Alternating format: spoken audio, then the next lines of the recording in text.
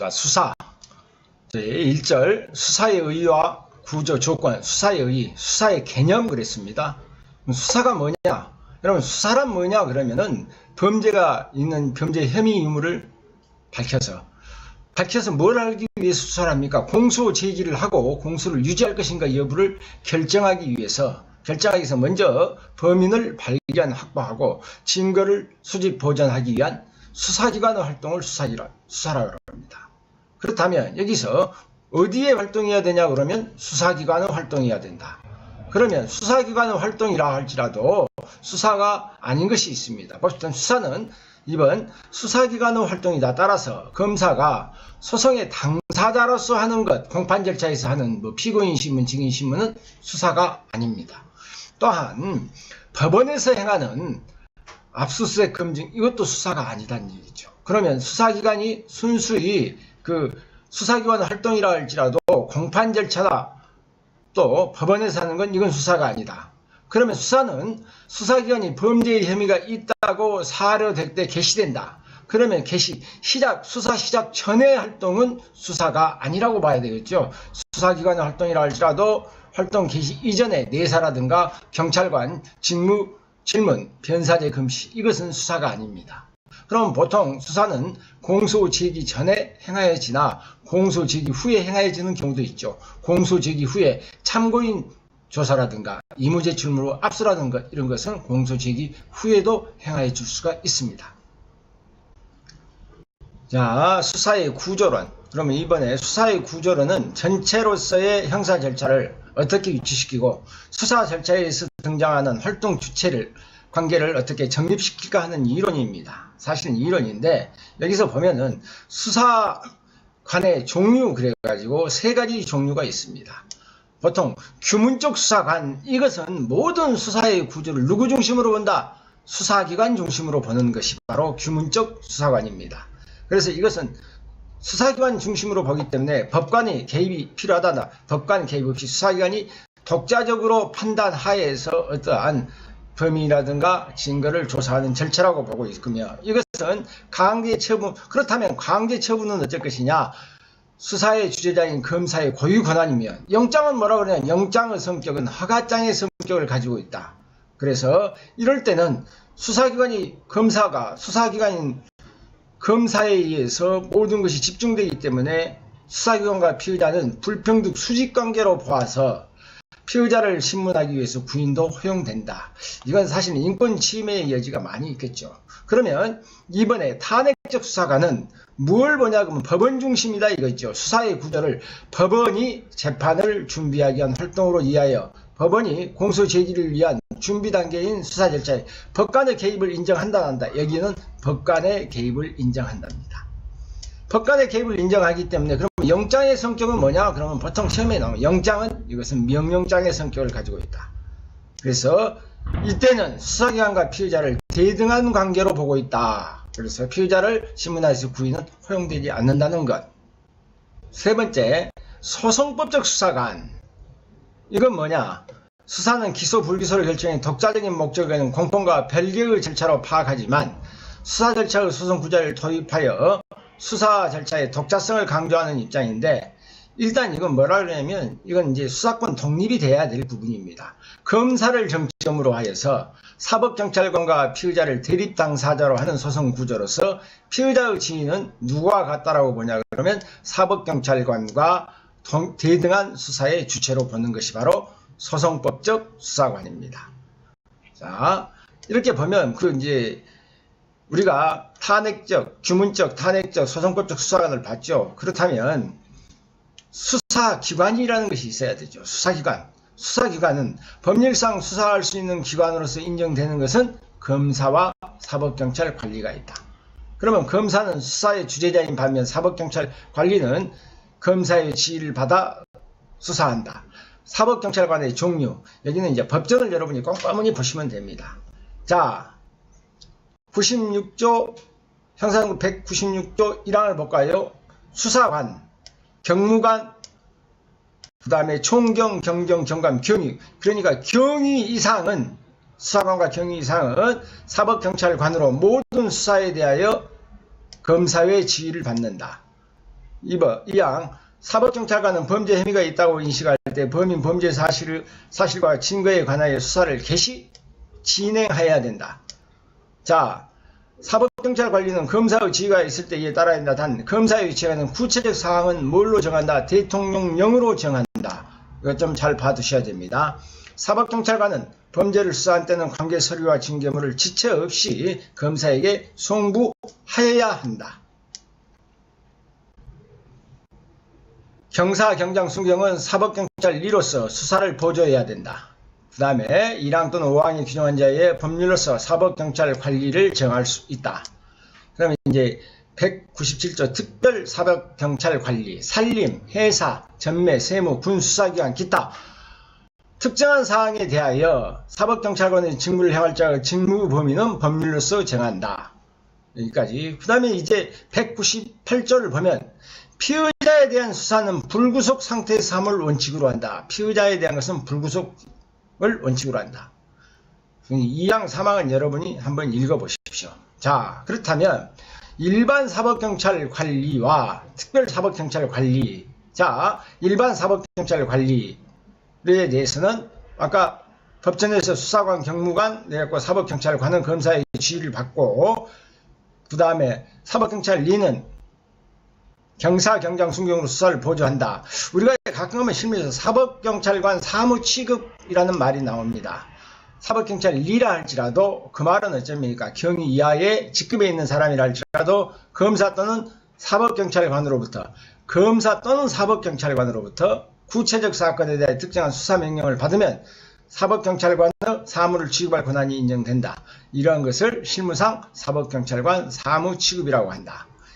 그렇다면 이런 사법경찰관 사무취급에 의해서 작성된 서류의 증거능력은 어쩔 것이냐? 이것도 증거능력을 인정하는 겁니다. 뒤에 어떤 조건 하에서 볼까요? 판례는 사법경찰관 사무취급이 작성한 피의자 신문조서나 참고인 진술조서, 압수조서는 사법경찰 관리가 검사의 지휘를 받고 수사사무를 보조하기 위해 작성된 서류이므로 이에 대하여 권한 없는 자가 작성한 조서라고 볼 수 있다 없답니다.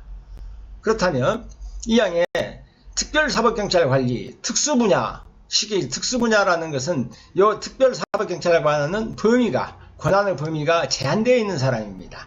사항적, 지역적으로 제한되어 있어. 산림, 해사, 전매, 세무, 군수사기관 특별사항에 대하여 사법경찰 관리의 직무를 행할 자와 직무 범위를 법률로서 정한다 그랬죠. 쉽게 얘기하면 세무공무원, 교도소장, 교도관리, 마약감시, 특히 여기는 선장도 이 특별사법경찰 관리에 포함되어 있는 것 알아두시면 됩니다.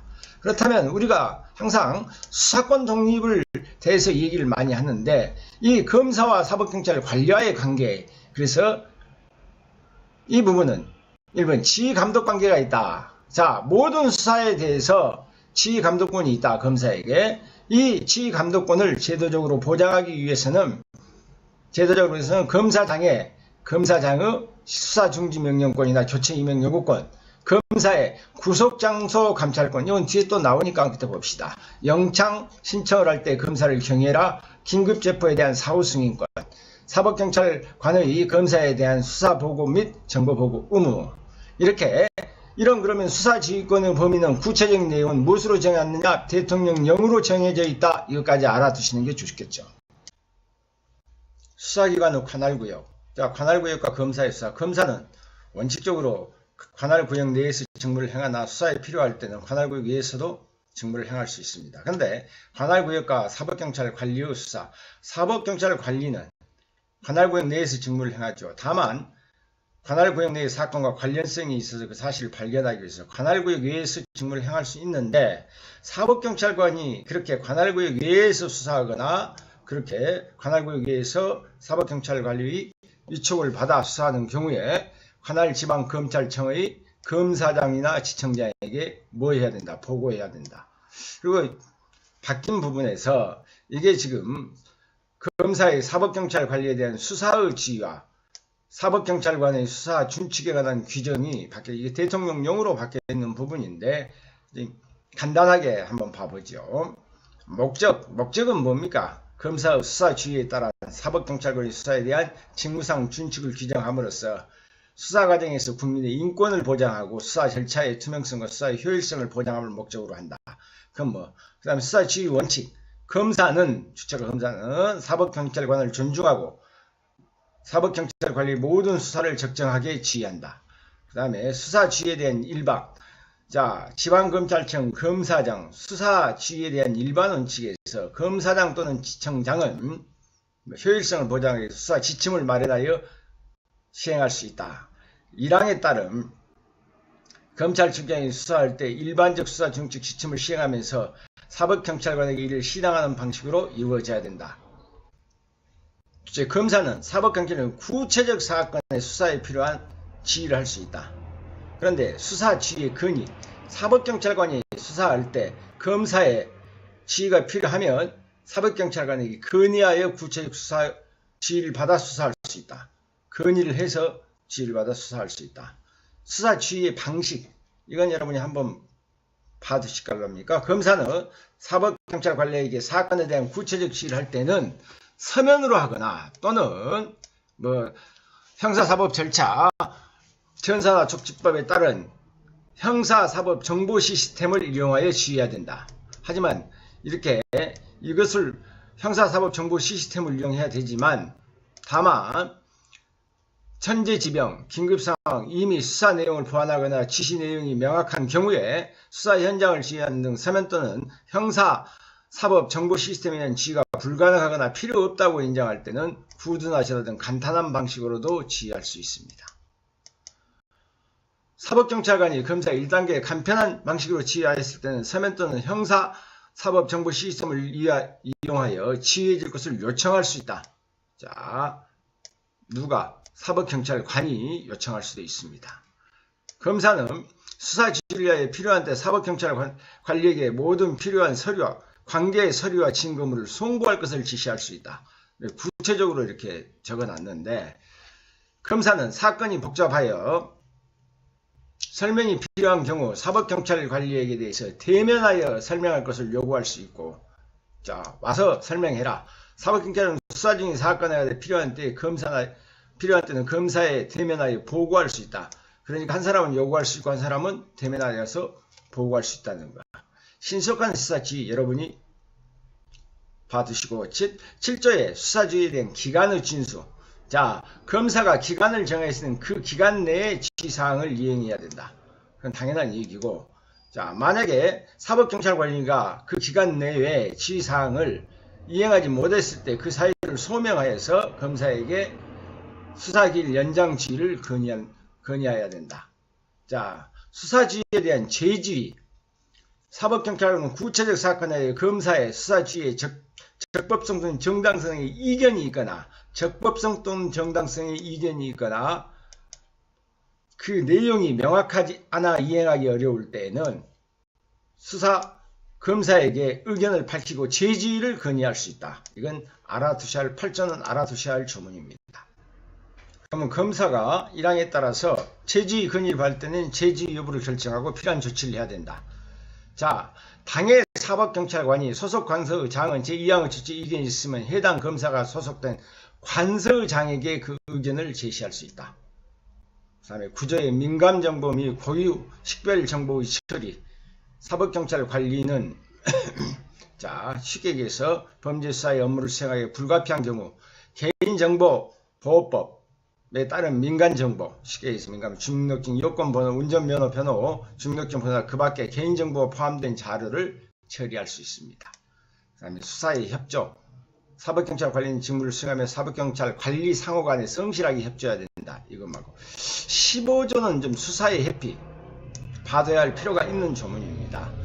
사법경찰관리는 피해자가 그 밖에 사건 관계인이나 친족관계에 준하는 관계로 수사의 공정성을 의심받을 만한 사건에 대해서 소속 관서의장의 허가를 받아서 수사를 담당하지 아니해야 된다. 소속 관서에 회피하기 위해서는 소속 관서의 장의 허가를 받아야 된다는 것. 이건 좀 알아두셔야 할 부분입니다. 그 다음에 이 체포 구속 장소 감찰에 따른 조치 볼까요? 검사가 체포 구속 장소를 감찰한 후 인치되거나 구속된 자가 석방을 명하거나, 그때 검사가 할 수 있는 건 석방을 명하거나 사건을 송치할 것을 명할 수 있습니다. 그래서 그때는 사법경찰은 즉시 피의자를 석방하거나 사건을 송치해야 된다. 이 경우 피의자의 석방명령서 또는 사건 송치 명령서를 그 사건에 편철해야 된다. 만약에 41조 피의자의 도주, 체포 중이거나 구속 중인 피의자가 도주나 사망 그 밖의 이상이 발생하였을 때 관할 지방경 검찰청, 지청의 검사에게 보고해야 된다. 도망갔을 때는. 증거보존 신청, 사법경찰관이 미리 증거를 보존하지 않으면 그 증거를 사용하기 곤란한 신청이 있을 때 그 사유를 소명하고 검사에게 증거보존 청구를 신청해야 된다. 그 다음에 수사 개시 후 보고, 사법경찰관은 어느 하나에 대한 범죄가 있다고 인식할 때는 수사를 개시하고 지방검찰청, 검사장 또는 지청장에게 보고해야 할 때 이건 중대범죄란 얘기죠. 뭐 내란죄부터 시작해 다음부터서 뭐 예왕, 국기, 폭발물, 살인죄 이건 다 중대한 공안범죄인데 13세 미만에 대한 아동 또는 장애에 대한 성폭력 범죄도 들어갔고 선거사범 들어갔고 공무원에 관한 죄는 국회의원, 지방의회 의원, 4급 상당의 공무원, 기관장 5급 또는 5급 상당 이하의 공무원에 관련 직무도 포함된다. 그 다음에 11조, 13호까지 다 봐두시고 중대범죄의 이건 사법경찰관은 대공, 선거에 관한 범죄를 포함하고 노동, 집단행동, 출입국, 테러에 준하는 공안 관련 범죄에 대하여 수사를 개시할 때는 검사의 지휘를 건의하고 이건 여부에 대해서 검사의 의견에 따라야 된다. 중대범죄에 대해서는 검사의 의견에 따라야 된다. 그 다음에 송치 전 지휘, 사법경찰관 다음 1호의 하나에 대한 범죄에 대해서 사건 송치 전에 사건을 검찰에 송치하기 전에 검사의 구체적 지휘를 받아야 된다. 그래서 1호 76조에 따른 이건 지휘받은 사건, 뭐 폭력행위에 관한 법률에 대한 미수사건을 입건한 사건, 사건 관계인에 대한 이의제기 사유로 사건 관계인의 인권보호, 수사의 투명성을 위해서 사건 송치 전에 지휘가 필요하다고 인정한 사건. 그 다음에 검사가 송치 의견에 지휘할 때는 법률 적용 및 증거 판단에 대한 의견을 지휘서에 적어야 된다는 것. 송치 지휘 등 검사는 사법경찰관리가 수사를 진행하고 있는 사건에 대하여 수사 절차상 의의를 제기하거나 통일 사건으로서 관련 사건이 2개 이상의 기관에 수사하는 등 수사 관련 사건의 인권 침해될 우려가 현재하거나 검사가 직접 수사할 필요가 인정되는 경우 즉시 사법경찰관에게 사건을 송치하도록 지휘할 수 있다. 그럴 때는 즉시 사법경찰관은 즉시 수사를 중단하고 검찰에 사건을 송치해야 된다. 뭐 당연한. 그러면 이거 보면은 송치 후 보완, 사법경찰관은 사건 송치 검사로부터 보완 수사 지휘를 받을 때는 그 내용을 이해하고 그 결과를 검사에게 보고해라. 자, 그 다음에 80조 검사의 수사사건의 지휘, 사법경찰관리가 검사로부터 검사가 접수한 사건에 대해서 수사할 것을 지휘할 때 신속히 수사한 후 사건 송치 전에 검사의 구체적 지휘를 받아야 된다. 사법경찰과 일하겠다는 지휘를 받고 고소인, 피의자 등 사건 관계인을 소환하거나 조사할 때 그 취지를 고지해야 된다. 사건 송치 사법경찰관이 사건을 입건하여 수사를 종결할 때 사법경찰관이 사건을 입건하여 수사를 종결할 때 일 모두 관할 지방검찰청 검사장 또는 지청장에게 송치해야 된다. 자, 그 다음에 송치인의 의견서 작성인, 송치인 및 의견서 작성인 81조의 사건을 송치할 때 소속관서의 장인 사법경찰관 명의로 해야 된다. 송치할 때는. 다만 소속관서의 장이 사법경찰관이 아닐 때는 수사주무관서의 장인 사법경찰관 명의로 해야 된다는 것. 자, 추송은 뭡니까? 다시 송치하고, 사법경찰의 사건 송치 후에 다시 서류 물건을 송치할 때 앞서 송치한 사건명 그 연월일 피의자의 성명과 추송하는 서류 및 증거물을 적은 것을 송치소에 첨부해라. 송치 후에도 수사할 수 있느냐? 그렇게 송치 후에 수사를 계속하려면 미리 주임검사의 지휘를 받아야 된다. 그 다음에 사법경찰관리는 사건을 송치 후 해당 사건의 피의자가 다른 범죄를 발견했을 때 즉시 주임검사에게 보고하고 지휘를 받아야 된다. 그 다음에 이제 3화 정도는 읽어보시면 되는데 이 부분은 대통령령이지만은 그렇게 형사소송법에서 법을 개정됐을 때는 한 번씩은 여러분이 봐둬야 할 필요가 있는 부분이니까 한번 그런 의미에서 한번 받으십시오. 그 다음에 이제 중요한 건 우리가 말하는 수사의 조건. 수사의 조건. 자, 수사를 하려면 그냥 마구잡이로 하는 것이 아니라 어떠한 조건이 있어야 된다. 그러면 이걸보다 수사 개시나 수사 실행의 조건이라고 합니다. 그런 다음에 수사를 하기 위해서 너 마음대로 해라 라는 것은 아니죠. 수사권을 발동하기 위해서 무엇이 있어야 된다. 그 조건 자체가 한 목적성이 있어야 되고 재량이 인정되는 데서 그 자의를 방지하기 위해서 즉 인권 보장을 위해서 어떤 경우에 해야 되냐면 수사는 필요한 경우도 네 마음대로 하는 것이 아니라 상당한 방법으로 해야 된다는 것입니다. 그렇다면 수사의 필요성. 수사는 수사의 목적 달성을 함에 필요한 경우에 한해서 행해야 된다. 그래서 뭐 피의자를 구속하거나 압수수색, 검증 이렇게 이 필요성은 강제 수사는 물론이지만 그냥 피의자 신문이나 참고인 조사 의무 수사에도 수사의 필요성은 인정된다. 그래서 수사의 필요성은 강제 수사에만 인정된다 그러면 틀립니다. 의무 수사에도 필요성은 인정된다. 아무 수사할 필요성이 없는데 그 사람 귀찮게 하기 위해서 와라 가라 해가지고 하는 거 안 되겠죠. 그러면 일단 범죄 혐의가 있어야 돼. 구체적 사실에 준 이때의 범죄의 혐의는 수사기관의 주관적 혐의입니다. 반드시 알아두셔야 됩니다. 주관적 혐의로 해서 개시된다. 따라서 범죄 혐의가 없음이 명백한 사건에 대해서 수사는 허용되지 않습니다.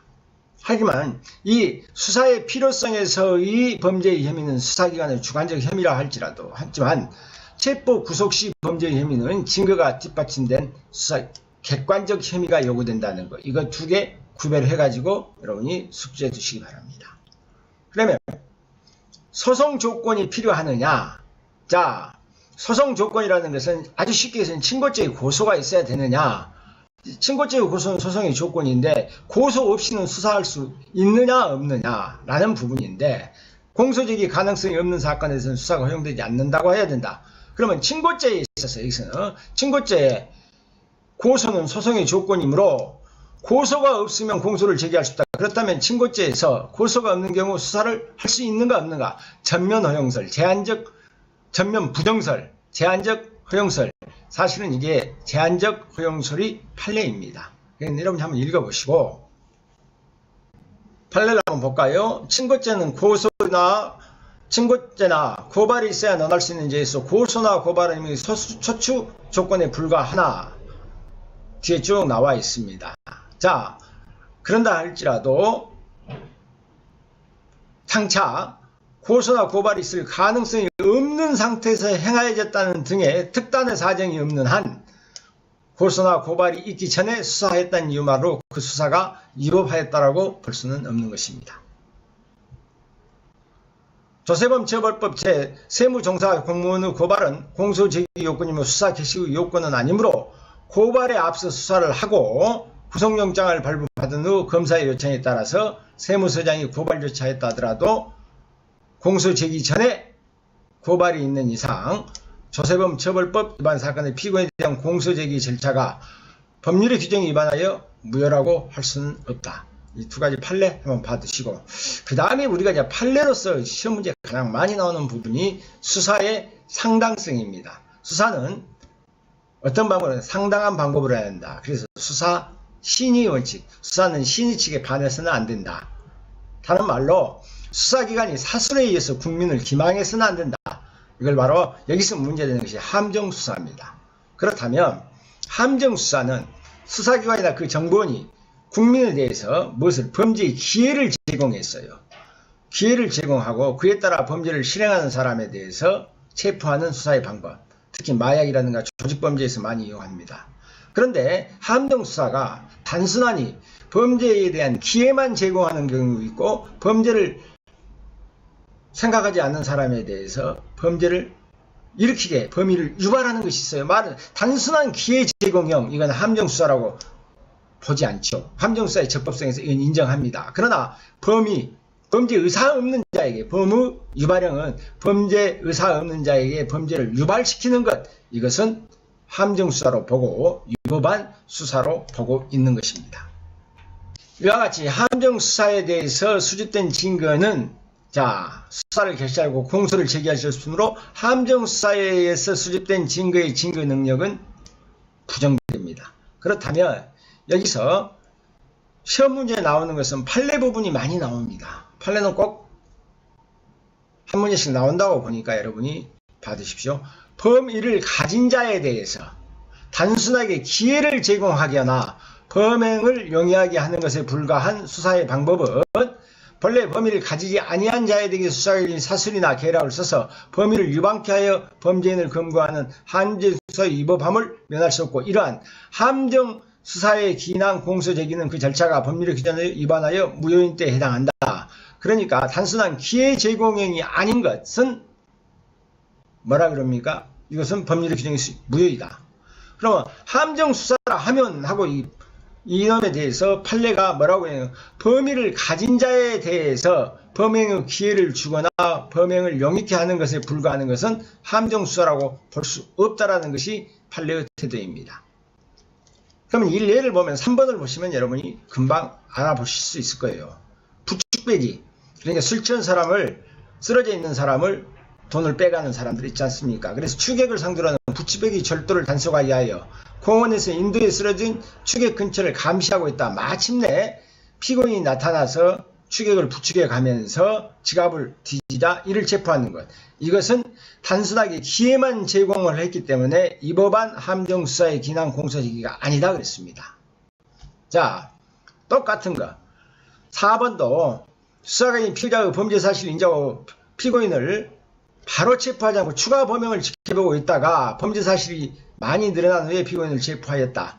그 사실만으로도 함정수사에 해당된다고 볼 수는 없습니다. 그러면 자, 이렇게 본래 범위를 가지지 아니한 자에 대해서 수사기관이 사술이나 계책을 써서 범위를 유방케 하였는지, 이게 함정수사인지 아닌지는 구체적 사건에 의해서 이 법안 함정수사에 해당되지 여부는 해당 범죄의 종류와 성질, 유인자의 지위와 역할, 유인자의 경위와 방법, 유인에 따른 피유인자의 반응, 피유인자의 처벌의 전력, 유인자의 자체의 위법성을 종합해서 판단해라.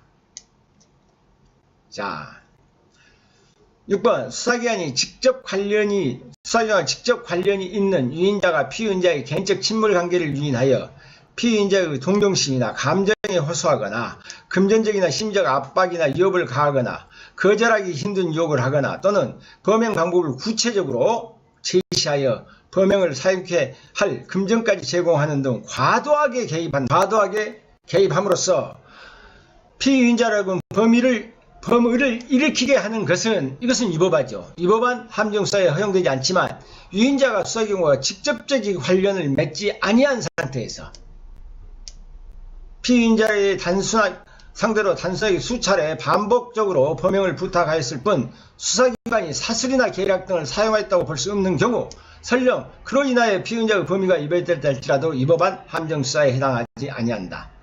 쉽게 얘기해서 수사기관과 관계도 없고 수사기관이 사술과 계략을 사용했다고 볼 수 없으면 이건 함정수사가 아니다. 가끔 이게 노래방 도우미 사건은 시험에 많이 나오죠. 노래방 도우미 알선 단속 실적을 올리기 위하여 제보나 첩보가 없는데도 손님을 가장하고 들어가서 도우미를 불러낸 상황, 이것은 함정수사라고 보고 있습니다. 그 다음에 8번에 보면은 갑이 수사기관에 제보된 동거나무 석방을 위해서 공적을 쌓기 위해서 을에게 필로폰 밀수에 관한 정보를 부탁하면서 대가 지불을 약속하고, 이에 대하여 을은 병에게, 병은 증에 순차적으로 필로폰 밀수입을 권유하여 이를 승낙하고 필로폰을 받으러 나온 정을 체포한 상황에서 을병은 각자 사적인 동기에 기해서 수사기관과 직접적 관계 없이 독자적으로 정을 유인한 것으로 이것은 함정수사에 해당하지 않습니다. 만약에 함정수사에 기인해서 공소를 제기했다. 이것은 법률의 규정에 위반해서 무효이죠. 무효일 때는 공소기각 판결 사유가 됩니다. 자, 그 다음에 이제 수사 비례 원칙. 수사는 그 목적을 달성하기 위한 최소화된 한도에 그쳐야 된다. 경미 사건에 대한 구속, 이것은 수사의 상당성이라는 관점에 대해서 그 허용성은 부정되어야 된다는 것. 자, 수사의 개시, 수사의 단서, 수사의 단서가 있어야 된다. 꼬투리가 있어야 된다. 그러면 여기 보면 검사는 범죄의 혐의가 있다고 사를 낼 때 범인 범죄 사실과 증거를 수사해야 하며 사법경찰관은 검사의 지휘를 받아서 수사해야 된다. 이와 같이 수사는 수사기관의 주관적 혐의에 의하여 개시되는데 이러한 수사를 시작하는 원인을 바로 수사의 단서라 합니다. 그렇다면 이건 수사기관 자신이 체험한 단서가 있고 여기서 타인은 수사기관이 아닌 타인의 체험을 정치한 단서. 그러면 자, 수사기관은 현행범을 체포한다거나 수사기관이 변사자를 검시하거나 불신검은 수사기관이 타 사건의 수사 중의 범죄를 발견 기사를 본다거나 풍설 세상의 평가를 들었다. 이것은 수사기관이 자신의 체험입니다. 하지만 고소 고발 제3자가 고소 수사기관이 하는 것이고 자수는 본인이 하는 것보다 자수라 그러죠. 범인이 진정 범죄 신고 밀고 투서 탄원 이것은 타인의 체험을 청취에 의한 단서입니다. 여기서 이건 두 가지를 구별하는 것 이게 시험에 나옵니다. 자, 검찰 사건 사무 측에 검사가 범죄를 인지하는 경우 범죄 인지서를 작성하여 그 사건을 수리하는 절차를 거치도록 되어 있는데 이렇게 자 인지 절차가 이루어지기 전에 수사를 하였다는 이름으로 그 수사가 위법하였다고 볼 수 없고 따라서 수사 과정에서 작성된 피의자 신문조서나 진술조서의 증거 능력도 부인할 수 없다는 판례가 있으니까 알아두시고 그러면 수사의 단서에 변사자 검시가 있습니다. 변사자 검시 그러면 변사자는 검시 눈으로 봐야 돼. 그런데 여기서 변사자에서 가장 중요한 것은 변사자라는 개념입니다. 변사자는 뭐냐? 사람은 죽을 때 뭐라 그러냐? 자연사하거나 병들어 죽지요. 그렇지 않고 죽었단 말이에요. 그런데 변사자 검시란 사망이 범죄로 기인한 것인가를 판단하기 위하여 수사기관이 변사자의 상황을 조사하는 것. 그러면 범죄로 기인하여 사망했을 것이라는 의심이 가는 사체인 것을 말하지 자연사나 통상의 병사가 명백한 시체는 검시의 대상이 아닙니다. 그러니까 자연사나 병사가 아닌 범죄에 기인하지 않았나라는 의심이 되는 사체를 변사체라고 변사체인데 그 변사체를 보는 것 이게 바로 변사자의 검시입니다. 변사자의 검시는 개념은 변사자 또는 변사에 의심 있는 사체가 있을 때 그 소재지 관할 지방검 결정 누가 한다? 검사가 해야 된다. 전항의 검사는 범죄미를 인정하고 진급을 요할 때 영장 없이 검증합니다. 검시는 그냥 할 수 있지만 검증할 때는 영장이 있는데 긴급을 요하기 때문에 영장 없이 검증할 수 있다. 검사는 사법경찰관의 전2항의 처분을 명할 수 있다. 그래서 검시의 성격은 수사 전의 처분이기 때문에 법관의 영장을 요하지 않는다. 변사자 검시 그러면 영장을 요하지 않는다 해야 됩니다. 그러나 이게 검시를 받는데 범죄 혐의가 인정될 때 이때는 수사가 개시돼 버리죠. 수사가 개시돼 버리기 때문에 그때는 법관의 영장을 얻어야 된다. 영장에 의한 것이 원칙이지만 긴급을 요할 때는 영장 없이 검증할 수 있다. 자, 그렇다면 여기서 이제 받을 것이 검시 주체가 누구냐? 검사라고 그랬죠. 소재지 검사입니다. 그런데 주체 중에서 사법경찰관에게 검사는 사법경찰관에게 검시를 명할 수 있다. 그 판례를 볼까요? 변사자의 개념에서 변사자라면 부자연한 사망으로 그 사인이 분명치 않는 자를 의미하고 사인이 명백한 경우는 변사자라고 할 수 없으므로 범죄로 인하여 사망한 것이 명백한 사체는 변사체라고 볼 수 없으므로 변사체 검시 방해죄의 객체가 될 수 없다라는 것. 그 다음에 이제 불신검문에 대해서는 불신검문이 유언이냐 아니냐 이런 걸 따지기 전에 불신검문에 대해서는 여러분이 꼼꼼하게 법천을 좀 봐두실 필요가 있어요. 대상과 절차에 대해서. 자, 이 불신검문 또는 직무질문이란 누가 경찰관이 주체가 경찰관입니다. 거동 수상한 자를 발견하여 이를 정지하여 질문하는 것을 말한다. 그건 어디까지나 범죄를 예방하기 위한 경찰 행정활동이라는 점에서 수사와는 구별됩니다. 그러면 불신검문의 대상이 되는 것 어떤 것이 불신검문의 대상? 불신검문의 대상은 수상한 거동 또는 기타 주의 사정을 합리적으로 판단하여 죄를 범하였거나 범하려고 하고 있다고 의심할 만한 상당한 이유가 있는 자, 또 이미 행해진 범죄나 행하려고 하는 범죄에 대해서 그 사실을 안다고 인정되는 자, 이걸 다른 말로 하면 거동 불신자라고 합니다. 그런데 불신검문은 굳이 구체적 범죄의 혐의가 있어야 되냐? 구체적 범죄의 혐의가 없는 경우에도 행하여 줄 수 있다는 것, 그것까지 알아두시고, 그렇다면 여기서 볼까요? 불신검문의 방법, 불신검문 어떻게 하냐? 일단 정지시켜야 되죠. 정지하고 따라가면서 할 수 없으니까 질문, 그 다음에 동행요구. 정지라는 것은 질문을 위한 수단이므로 강제 수단을 위하여 정지시키는 건 허용되지 않는다. 자, 그런데 정지에 요구하지 않고 야 그냥 가거나 막 그럴 때 질문 도중 떠나려고 할 때 사태의 긴급성이 있을 때는 필요성과 상당성을 강제에 이르지 않을 정도로 유행력을 행사해도 된다라는 것이 다설은 있지만, 그러나 어디까지나 강제 수단을 사용해서는 안 된다. 정지. 질문. 그러면 질문하면 거동 불신자에게 용건, 성명, 주소, 연령을 묻고 필요한 때 소지품 내용을 질문하여 수상한 점을 밝히는 방법으로 한다. 이것도 어디까지나 의무수단으로서 그 답변은 강요당하지 않습니다. 그러면 동행요구. 자, 그렇게 질문하는 것이 당해인을 부근 경찰서, 지서, 파출소, 출장소에 동행할 것을 요구할 수 있으나 왜 어쩔 때 동행 요구할 수 있는가? 그 장소에서 질문하는 것이 당해인에게 불리하거나 교통이 방해된다고 인정할 때 할 수 있으며, 당해인은 동행 요구를 거절할 수 있습니다. 이건 강제할 수 없으니까. 그런데 이렇게 불신검문하는 절차, 질문하거나 동행 요구를 할 때 경찰관은 당연히 자신의 신분을 표시하는 징표를 제시, 소속과 성명을 밝혀야 됩니다. 동행 요구하는 그 목적과 이유를 설명해야 되며 동행 장소도 밝혀야 됩니다. 동행을 했을 때 경찰관은 당해인의 가족, 친지 등에게 동행한 경찰관의 신분과 동행 장소, 동행 목적과 이유를 고지하거나 본인으로 하여금 고지하거나, 여기서는 고지하거나 또는 본인으로 하여금 즉시 연락할 수 있는 기회를 부여하면 됩니다. 자, 또 변호인의 조력을 받을 권리가 있음을 고지해야 된다. 여기까지도 알아두시는 게 좋습니다. 동행을 한 경우에 대해서 이건 시험 문제 나올 확률이 있습니다. 한 개, 이렇게 동행을 했다 할지라도 이건 거의 다 의무동행이기 때문에 6시간을 초과하여 당해인을 경찰관서에 머무르게 할 수 없고 그 의사에 반하여 답변을 강요당하지도 않습니다. 그러면 여기서 6시간을 초과하여, 그러니까 6시간 동안은 무조건 데리고 있을지 그렇지 않습니다. 왜? 이것은 의무수사이기 때문에 그 당해인이 나 가겠다 그러면 보내줘야 됩니다. 강제할 수 있는 방법의 법적 근거는 없다는 얘기입니다.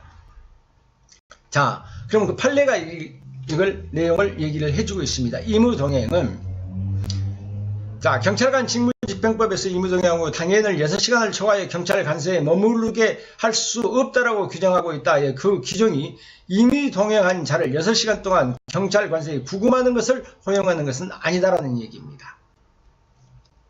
자, 2번 의무동행은 수사기관이 동행에 앞서 피의자에게 동행을 거부할 수 있음을 알려주거나 동행한 피의자가 언제든지 자유롭게 동행 과정에서 이탈, 장소, 동행 장소에서 퇴거할 수 있음을 인정하는 것이 인정되는 등 오로지 피의자의 자발적 의사에 의하여 수사관서 등의 동행이 이루어졌다는 것이 객관적 사정에 의하여 명백히 입증되는 경우에 한하여 그 동행의 적법성이 인정된다고 보는 것이 타당하다.